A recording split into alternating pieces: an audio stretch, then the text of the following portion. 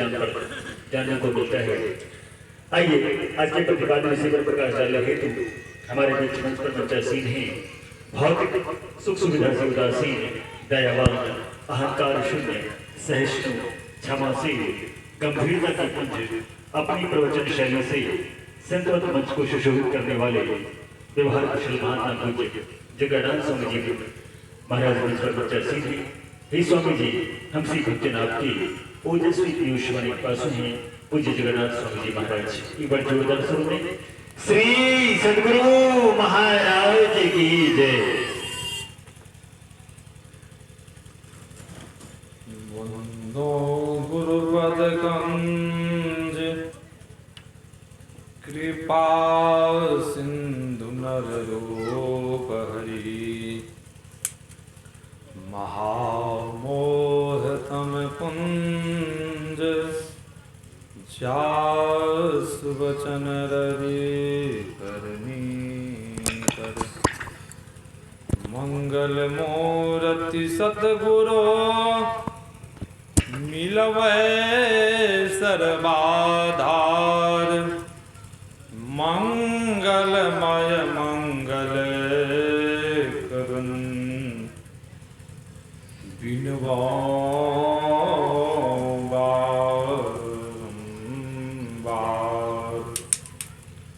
मेरा मुझ में कुछ नहीं, जो कुछ है प्रभु तो तेरा तुझको सौंपता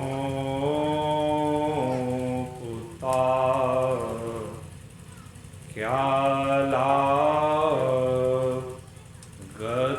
प्रभु मोर। श्री सद्गुरु महाराज की जय। परमाराध्य आराध्य जी की श्री जुगल चरणों में कोटि सह नमन। मंचासीन पूज्यपादाचार्य स्वामी श्री पूर्ण चेतन जी महाराज की श्री जुगल चरणों में कोटि सह नमन। स्वामी विनय सागर जी महाराज, मंचासीन शिक्षक राजेश बाबू, सत्संग उपस्थित धर्म प्रेमी माताओं एवं बहनों, YouTube के चैनल पर श्रोताओं पिपासुओं सबों को मेरा हार्दिक हार्दिक नमन है। अभी हम लोग सत्संग योग भाग प्रथम से अर्जुवेद से पाठ सुन रहे थे।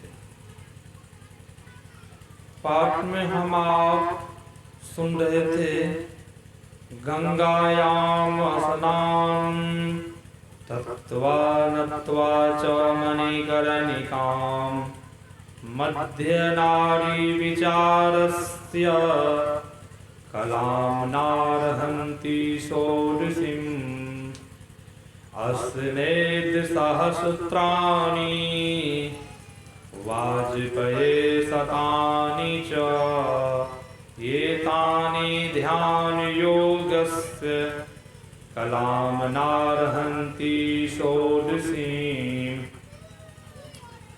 हम आप सुन रहे थे गंगा सेवन करने के लिए हम आप भी जाते हैं न, बहुत तो आदमी जाते हैं गंगा स्नान करने के लिए। संत महापुरुष प्राचीन के ऋषि कहते हैं गंगा में स्नान करके मणिकर्णिका को प्रणाम करना। मणिकर्णिका कहाँ है? काशी में है। हम लोग भी एक बार काशी गए थे। मणिकर्णिका घाट पर हम लोग गए थे। वहाँ पर मणिकर्णिका घाट पर देखने के लिए मिला, बहुतों लाशें जल रही थी, बहुतों काफी लाशें की भीड़ लगी हुई थी। और यहाँ यजुर्वेद में आया है, गंगा स्नान करके और मणिकर्णिका घाट को प्रणाम करने से कई गुना विशेष फल सुषमाना ध्यान करने से होता है। यही सुन रहे थे, यहाँ से कोई पैसा खर्च करके गंगा स्नान करके मणिकर्णिका घाट काशी जाए, वहाँ मणिकर्णिका घाट को प्रणाम करे और वहाँ से पुनः घर आ जाए, कितना लाभ होगा? लाभ नहीं होगा। लाभ क्या होगा? पैसा खर्चा हुआ, लाभ जिस तरह होना चाहिए उस तरह लाभ नहीं हुआ। वेद के ऋषि कह रहे हैं उनके 16वां अंश भी नहीं है। किनका? जो सुषमाना ध्यान करते हैं। तो सुषमाना ध्यान कौन करते हैं? जो दृष्टि योग के साधन करते हैं। सब तो नहीं करते, बहुत तो लोग, पंडित लोग भी कहते हैं, जब पूजा करवाने के लिए आते हैं हम लोग बुलाते हैं तो हम लोगों से कहते हैं जजमान कुछ देर अपना पूर्वज का ध्यान कीजिए, कि उस समय भी ध्यान करते हैं। क्या उस ध्यान से क्या 16वां अंश हो जाएगा? उस ध्यान से नहीं होगा। हम आप तो ध्यान करते, पूर्वजों को ध्यान किए, 5 मिनट कहते ध्यान लगाइए। बहुत तो ऐसे मंदिर जाते हैं लोग कहते ध्यान लगाइए, ध्यान तो लगाए, उनसे पुण्य मिलने वाला नहीं है, क्योंकि हम तो थोड़ा ध्यान के, जिस सुषमाना ध्यान हम नहीं। और अभी हम आप सुन रहे थे अश्वमेध सहस्त्राणी। अश्वमेध यज्ञ कौन करवाए थे? युधिष्ठिर जी महाराज। वेद व्यास जी ने कहा, युधिष्ठिर जी बार बार तुम कहते हो मुझसे इस तरह का पाप हो गया, मैं सगे संबंधी को मार दिया, मुझसे बहुत बड़ा पाप हुआ है, मुझे मन नहीं लग रहा है। भगवान श्री कृष्ण भी कहते थे, वेद व्यास जी बार बार कहते थे यज्ञ करवाओ, यज्ञ करवाओ। युधिष्ठिर जी महाराज कहा यज्ञ के लिए मुझे पैसा तो नहीं है, सब पैसा खर्चा हो गया युद्ध में, मेरे पास एक भी पैसा नहीं है। वेद व्यास जी ने कहा राजा मृत यज्ञ करवाया था, बहुत धन संपत्ति दान में दिया था, ब्राह्मण लोग ले जाते जाते थक गए, जंगल में मिट्टी में दबा हुआ है, जाकर के वहां पर धन प्राप्त करो, वहां पहुंचो, जाओ, वहां खोद करके पृथ्वी से धन को निकालो। और वेद व्यास के वचनों पर युधिष्ठिर जी महाराज विश्वास किए और जंगलों में जिस अमुक स्थान का नाम बताया था वेद व्यास जी, वहां पहुंचते हैं और धन वहां से प्राप्त करते हैं और अश्वमेध यज्ञ करवाए थे। वही शास्त्र में, उपनिषद में वेद के ऋषि कह रहे हैं अश्वमेध सहस्त्राणी। सहस्त्राणी का अर्थ होता हजारों, हजारों यज्ञ अश्वमेध यज्ञ करवावे। युधिष्ठिर जी महाराज एक यज्ञ करवाए थे ना, यहाँ वेद में है कि 1000 वर्ष यज्ञ करवाए, हजारों यज्ञ करवावे। अश्वमेध सहस्त्राणी वाजपेय शतानी च। शतानी का अर्थ होता सैकड़ा, कोई 100 यज्ञ करवाए, वाजपेय यज्ञ। और ध्यान योग का 16वां अंश नहीं है, 16वां अंश का फल जो है सुषमाना ध्यान का वो नहीं है। अरे ध्यान का कितना महत्ता बतलाया गया है वेद उपनिषद में। ऋषि प्राचीन के सबों ने कहा 1000 यज्ञ करवा लिए, 100 वाजपेय यज्ञ करवा लिए, फिर भी कह रहे हैं 16वां अंश भी ध्यान का नहीं है। अब देख लीजिए ध्यान का कितना महत्ता है। तो ध्यान हम आप कहाँ करें? ध्यान करने के लिए 101 नारी प्रमुख ऋषि ने बतलाया है। 101 नारी प्रमुख है, उसमें से प्रमुख में से छांटते छांटते 3 नारी को प्रधान बतलाया है। ईरा भगवती गंगा पिंगला यमुना नदी, ईरा पिंगलियोर मध्य सुषमना च सरस्वती। ऋषियों ने कहा है सुषमना ध्यान जब करेंगे, सुषमना ध्यान करने से सब पाप ताप क्षय हो जाता है। कहेंगे सुषमना है कहाँ?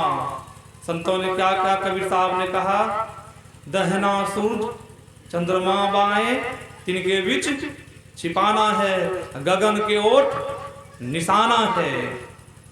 हमारे परमाराध गुरु महाराज जी ने कहा दायां सर के जो धाराएं हैं वह पिंगला है, वह सूरज नारी है, वह गंगा है। और बायां तरफ के जो धाराएं हैं वह ईरा है, वह चंद्र नारी है, वह यमुना है। जो बीच में बीचों बीच धारा है सुषमना का, वही सरस्वती की धारा है। वही सरस्वती के पास हम लोगों का वासा है। हम लोगों का वासा कहाँ है, कहाँ रहते हैं, हम लोगों का घर कहाँ है? धीरजलाल गुप्त ने कहा है राह गई बड़ी झीनी है साधु नैन नगर से। और जब उपनिषद को पढ़ेंगे जहां सुषमना है वहीं बिंदु है, उसी बिंदु के बगल में जीव का बैठक है, उसी बिंदु के बीच में हम आप वहीं रहते हैं। हम लोगों का वासा वहीं से है, वहीं से ऊपर की तरफ चलना है कि नीचे की तरफ चलना है? ऊपर की तरफ चलना है। जब वहां हम लोगों का ध्यान सही लगेगा, जब साधक बहुतों बैठते हैं ध्यान करने के लिए, गुनावन होता है कि बहुतों का गुनावन मन ही मन बहुत बात करते हैं। बहुत ऐसे साधक ध्यान करने के लिए बैठे हैं, गुनावन मन में चल रहा है कि बहुतों को आलस आता है, बहुतों साधक को नींद आ जाती है। क्या कारण है? कारण क्या है? हम आप इस पर विचार करते हैं, क्यों नींद आ रही है, क्यों आलस आ रहा है, क्यों गुनावन हो रहा है मन में? संतों ने कहा है जब बाएं तरफ जब दृष्टि जाती है तो उस समय आलस उत्पन्न होता है और साधकों को नींद आती है। और जब दाएं तरफ मन जाता है गुनावन होता है और मन चंचल होता है। ध्यान नहीं बनेगा कि बनेगा चंचल मन से? परमाराध गुरु महाराज जी ने कहा सत्संग योग में, चंचल मन से भजन होने वाला नहीं है। तो भजन कौन करेगा? जिनका मन शांत है, उन्हीं से भजन होगा। और चंचल मन कब होता है? चंचल मन होता कब है? जो भोजन हमारा नहीं है, जो आहार हमारा नहीं है, जब वह आहार को हम आप ग्रहण करेंगे तब उससे मन चंचल होगा। स्वादिष्ट भोजन खाएंगे, चटपटा भोजन खाएंगे तब उससे मन चंचल होगा। गोपीचंद के माँ ने क्या भिक्षा में दिए थे कि बेटा स्वादिष्ट भोजन करना, मलम सैये पर सोना। कि स्वादिष्ट भोजन गोपीचंद ने कहा माँ मैं नहीं समझ पाया, और माताएं ने कहे मजबूत किला घर के अंदर रहना बेटा। गोपीचंद ने कहा माता मेरे लिए मजबूत किला घर कहाँ है? और माता आप कह रही हो कि स्वादिष्ट भोजन खाना, हम तो गुरुजी के कुटिया में रहते, आश्रम में रहते, मेरे लिए स्वादिष्ट भोजन कहाँ है नसीब में? कभी तो स्वादिष्ट भोजन मिलता है, हम लोग भी जाते हैं सत्संग प्रचार प्रसार में, कहीं कहीं स्वादिष्ट भोजन मिल जाता है, कहीं कहीं नहीं मिलता है, कहीं कहीं वो भी नहीं मिलता है, भूखा भी रहना पड़ता है साधु जीवन में।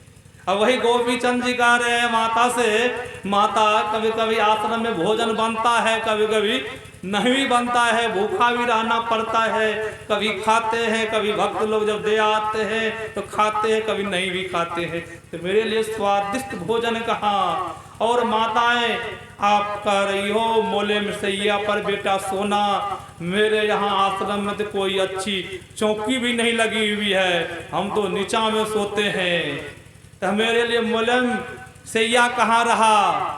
और मजबूत किलागर माता मैं नहीं समझ पाया, मुझे समझा दो माता। तब गोपीचंद के माँ कहती है, बेटा स्वादिष्ट भोजन जब खूब भूख लग जाए तब जब भोजन करोगे तो वह भोजन स्वादिष्ट बन जाएगा। हम लोगों को जब भूख ज़्यादा से ज़्यादा भूख लगी रहती है, जब नमक कम भी रहता है तो हम लोग खा लेते हैं, जब पेट भरता है तब कहते हैं नमक इसमें कम था। तब हम आप आंगन में उनको फटकारते हैं, डांटते हैं। जब तक पहले भूख लगी थी पहले तो पूरा खा लिए, भूख की सुधा मिट गई, तब हम आप डांट फटकार करते हैं कि स्वादिष्ट नहीं बना भोजन, अच्छा भोजन नहीं बना। उसी तरह गोपीचंद के माँ कह रही है, बेटा जब जोरों की भूख लग जाए तब सत्तू भी खाओगे बेटा तो वह स्वादिष्ट बन जाएगा। और मोलेम सैया बेटा जब नींद आए, पूरी तरह से नींद आ जाए, जहां सोओगे बेटा वही मलेम सैया बन जाएगा। और मजबूत किलागर बेटा ये है, जब संतों के सानिध्य में रहोगे, संतों के वचनों को सुनोगे, वही तो मजबूत किलागर है। उस किलागर में जम का कोई कला नहीं चलेगा, वही तो मजबूत किलागर है। गुरु महाराज ने कहा न हरदम रटो कबहू न हटो, तुझे छेड़ेगा नो काल। जो सत्संगर में बैठे हैं उनको कभी काल बेटा नहीं छेड़ सकता है। श्री सतगुरु महाराज की जय। ऐसे गोपीचंद के माँ गोपीगंज समझाया। वही हम आप सुन रहे थे, सुषमना ध्यान करने के लिए योग का 8 अंग बताया है ऋषियों ने। सत्संग योग में जब हम आप पढ़ेंगे, योग का 8 अंग क्या है? यम, नियम, आसन, प्राणायाम, प्रत्याहार, धारणा, ध्यान, समाधि। 8 अंग है। संत महापुरुष ने कहा है, सत्य, अहिंसा, अस्त्य, चोरी नहीं करनी, ब्रह्मचर्य का पालन, अपरिसंग्रह, इसे यम कहते हैं। तप, सोच, संतोष, तप, स्वाध्याय, अध्यात्म ग्रंथ में चित्त लगाना, इसे नियम कहते हैं। अध्यात्म ग्रंथ का पाठ करना, ईश्वर में चित्त लगाना, इसे नियम कहते हैं। परमानंद गुरु महाराज जी ने कहा, भजन उन्हीं से बनेगा जो सही सही ब्रह्मचर्य का पालन करेगा। वही तो तपी है। तप का अर्थ होता जो कोई ब्रह्मचर्य का पालन करते वही तप करते, उसी को तपी कहते हैं, तपस्वी कहते हैं, जो अपना आप को जोगते हैं। और अपरिग्रह, हम आप असंग्रह, इतना ध्यान का संग्रह करें कि वह धन काम में आवे। कि इतना धन नहीं संग्रह कर ले वह जान का जपाल बन जाए। कि बहुतों को इतना धन होता है उनको रात में नींद नहीं आती है, बहुतों को नींद की गोली खाना पड़ता है तब नींद आती है। इतना धन संग्रह करे। और परम संत बाबा देवी साहब ने कहा है, हम आप तो इस धन की बात जो चर्चा हुई है, इस धन की चर्चा नहीं हुई है। परम संत बाबा देवी साहब ने कहा, अरे जब तुम लोग चल कल्याण की तरफ चाहते हो, उधार चाहते हो, जवानी में वह धन इतना कमा लो कि बुढ़ापा में बैठ के खावे। जिस तरह हम आप जवानी में धन संग्रह करते हैं बुढ़ापा के लिए, कि बुढ़ापा में हम आप बैठ के खाएंगे। होता क्या है, पुत्र लात मार के घर से निकाल देता है।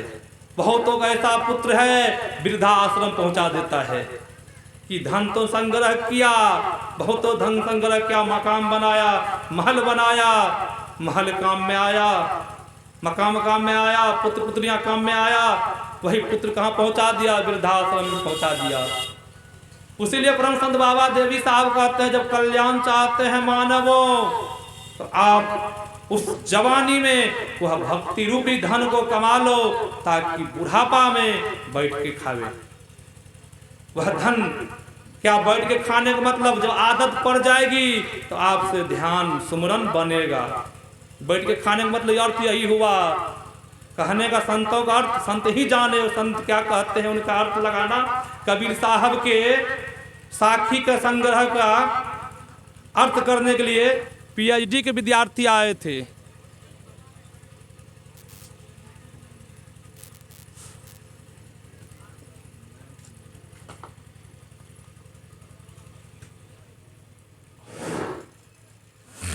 श्री सद्गुरु महाराज की जय। तो मैं क्या सुना रहा था, कबीर साहब के साखी संग्रह चौपाई को, दोहा को साबित करने के लिए पीएचडी के विद्यार्थी आए थे। पीएचडी की डिग्री प्राप्त करने के लिए बहुत पढ़ाई करनी पड़ती है। जिस तरह एलएलबी की डिग्री लेने के लिए रात दिन पढ़ाई करनी पड़ती है, उसी तरह पीएचडी के विद्यार्थी लोग आए। उन्होंने कहा मैं कबीर साहब की जो साखी है इनका अर्थ सही मैं अर्थ निकाल लूंगा। जब विद्यार्थी लोग आए, कबीर साहब, आप लोग को पता है कबीर साहब क्या अंगूठा छापते न। अब जब कबीर साहब के साखी को विद्वानों लोग पढ़ते हैं, उनका अर्थ लगाया, वह विद्वानों ने कहा अभी भी मैं इस पर संशय करता हूं, मुझसे भी पढ़ के कोई विद्वान जब आ जाए इनका अर्थ इससे भी अच्छा अर्थ लगा सकते हैं। अभी भी हम सही अर्थ इनका नहीं लगा पाए हैं। मुझसे भी कोई बढ़ के विद्वान जब यहाँ आवे, मुझसे भी कोई बढ़ के विद्वान है। कबीर साहब के साखी संग्रह का मैं सही उत्तर नहीं दे पाया। मुझे अभी भी इस साखी पर संशय हो रहा है कि अभी भी इनका और कोई अर्थ निकाल सकता है। अब देख लीजिए, इतने बड़े विद्वान उनको कह रहे हैं कि अभी भी मुझे संशय है कि इसका और कोई विद्वान आएंगे तो इसका और कोई अर्थ निकाल सकता है। मैं सही अर्थ नहीं लगा पाया। वही बाबा देवी साहब क्या कर रहे हैं, इतना कमाओ कि बैठ करके बुढ़ापा में खावे। बैठना का अर्थ हुआ यहाँ बैठ के खावे की वह जब आदत पड़ जाएगी तो आपसे भजन नहीं छूटेगा। यही अर्थ हुआ, भजन नहीं छूटेगा। जिससे बहुतों से देखते हैं भजन छूट जाता है। क्यों छूटता है? भजन करना जरा सा भी छोड़ दिया, मन तो बहुत चलायमान चंचल है न। भगवान श्री कृष्ण ने श्रीमद् भागवत गीता में अर्जुन ने कहा था कि भगवान आप कहते हो कर्म करो और युद्ध भी करो। मैं कर्म भी करता हूं और युद्ध भी करता हूं। चलायमान चंचल मन कर्म करने के लिए नहीं देता है और कर्म करने से वंचित कर देता है कि चलायमान चंचल मन कर्म करने से उठा देता है, कर्म करने के लिए नहीं देता है। और हे श्री केशव, हे श्री अर्जुन, मैंने सुना हूं कि ये चलायमान चंचल मन को सन्यासी वैरागी बस में कर लेता है। वह कैसे बस में कर लेता है प्रभु? ये चंचल मन तो बहुत चलायमान है, कोई चाहे हवा को रोक दे, नदी को रोक दे। ये चलायमान चंचल मन को कैसे वो रोक लेता है, बस में कर लेता है? प्रभु आप बताने की कृपा करें। तब भगवान श्री कृष्ण ने कहा इनका उपाय सुनोगे? तो अर्जुनों ने कहा हाँ, इनका उपाय बताइए केशव। भगवान श्री कृष्ण ने कहा ये चलायमान चंचल मन को सन्यासी योगी बस में कर लेता है वैराग के द्वारा और अभ्यास के द्वारा। भगवान श्री कृष्ण श्रीमद् भागवत गीता में कहे हैं। अब परम संत बाबा देवी साहब ने कहा सत्संगियों से अंतिम उपदेश कि ये दुनिया वहम है, इस दुनिया में अभ्यास करो।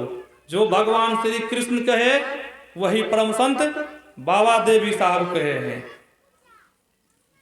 वैराग का अर्थ होता है त्याग। जब त्याग होगा तब आपसे अभ्यास होगा। जब अभ्यास होगा तब ने आप कुछ प्राप्त करेंगे। अभ्यास का अर्थ होता है कोई काम जान करके शुरू कर देना, उसी को कहते हैं अभ्यास। तब अभ्यास, जब वैराग त्याग होगा तब आपसे अभ्यास होगा, जब अभ्यास होगा तब आप कुछ प्राप्त करेंगे। इसीलिए बहुत आदमी भजन भेद लेते हैं, उनसे अभ्यास सही सलामत नहीं हो पाता है, भजन करना छोड़ देता है। तो वह मानव कहता महाराज मन तो बहुत चंचल है, भजन करने के लिए नहीं देता है। रात में मेरी बात हो रही थी बेंगलोर से, वह लड़का यूपी का लड़का है।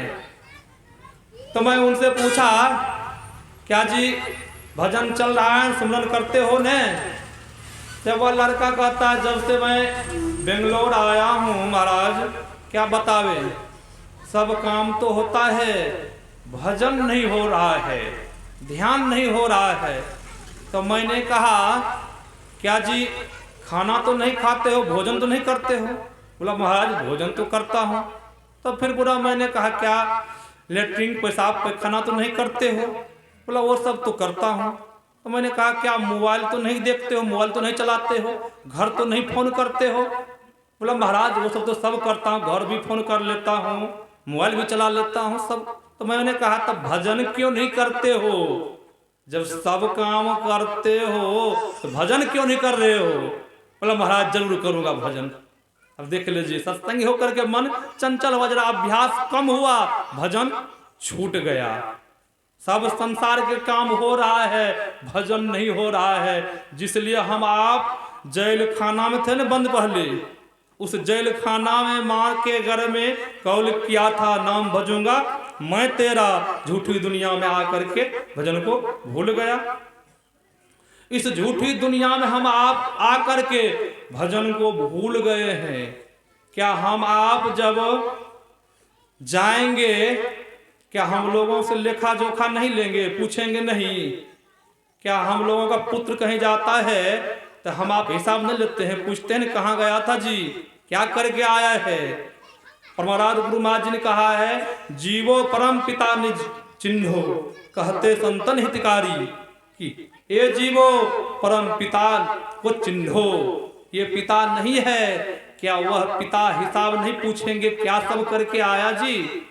तो हम आप क्या जवाब देंगे? तो कहेंगे हम आप कि मोबाइल खूब चला के आए हैं, यही जवाब देंगे। क्या कहेंगे? टीवी खूब देख करके आए हैं, यही जवाब देंगे न। क्या कहेंगे? सुंदर से सुंदर महल बनाए कि सुंदर से सुंदर गाड़ी लिए, तो वह पूछेंगे न जब सब कुछ किया, घर बनाया, गाड़ी लिया, सब काम किया संसार का, तो भजन क्यों नहीं किया बताओ? तो क्या जवाब देंगे? कहेंगे इनको दे दो नरक में। तो नरक में दुख होगा कि सुख होगा? नरक का वर्णन है गरुड़ पुराण में भी वर्णन है, मैंने पढ़ा गरुड़ पुराण में वर्णन है। गरुड़ पुराण से कई गुना विशेषता बढ़ करके मार्कंडेय पुराण में वेद व्यास जी ने बताया है। जब मार्कंडेय पुराण को हम आप उस ग्रंथ को पढ़ेंगे तब जो हम लोगों को ज्ञान हो जाएगा। अभी जो हम आप बीड़ी सिगरेट तंबाकू गांजा भांग अफीम चरस पीते हैं, मीठ मांस खाते हैं, अंडा शराब पीते हैं, जो कर्म होता है वह कर्म करते हैं, तो हम आप वो सब कर्म से वंचित रहेंगे। हम आप वो सब कर्म तब नहीं करेंगे जब पढ़ेंगे, तब पढ़ने से न ज्ञान होता है। परमाराध गुरु महाराज जी के पिताजी भुवजन लाल रामायण पढ़ते थे। परमाराध गुरु महाराज जी उस समय छोटे थे। अब परमाराध गुरु महाराज जी देखते थे कि हमारे पिताजी जब रामायण पढ़ते रोते क्यों है, कारण क्या है? परमाराध गुरु महाराज जी के पिता भुवजन लाल रामायण को अनवारी में रखते थे। एक रोज अनवारी खुली रह गई थी। परमाराध गुरु महाराज जी रामायण को निकालते हैं और पढ़ते हैं। जहां रोते थे उनके पिताजी वहीं संजोग से पढ़ते हैं। परमाराध गुरु महाराज जी ने पढ़ा दे धरे कर यही फल भाई, भजिए राम सब काम बिहाई। क्या ये किसकी चौपाई है? ये चौपाई किसकी है? ये चौपाई बंदरों की चौपाई है, सुग्रीव की चौपाई है। पहले जब बंदरों की बैठक होती थी, पशुओं की बैठक होती थी, तो धर्म की चर्चा होती थी। आज मानवों की बैठक होती है तो वहां निंदा होती है। सज्जनों जरा विचार कीजिए, उस पशु की चौपाई के, बंदरों की चौपाई को पढ़ करके हमारे गुरु महाराज जी को वैराग्य उत्पन्न हो गया। आज मनुष्य में जब बैठक होती है तो निंदा होती है गौ समाज में। क्या हम आप परमाराध गुरु महाराज जी की वाणी को बराबर पढ़ते हैं और मोटी से मोटी अक्षर में लिखी रहती है आपस में मेल से रहो, कि कहा है आप मेल से रहो? नहीं कहा है। पड़ोसी देश के आदमी हो तो उनसे भी मेल से रहो, घर परिवार के गौ समाज के आदमी हो उनसे भी मेल से रहो। गुरु महाराज जी क्यों कहा मेल से रहने के लिए?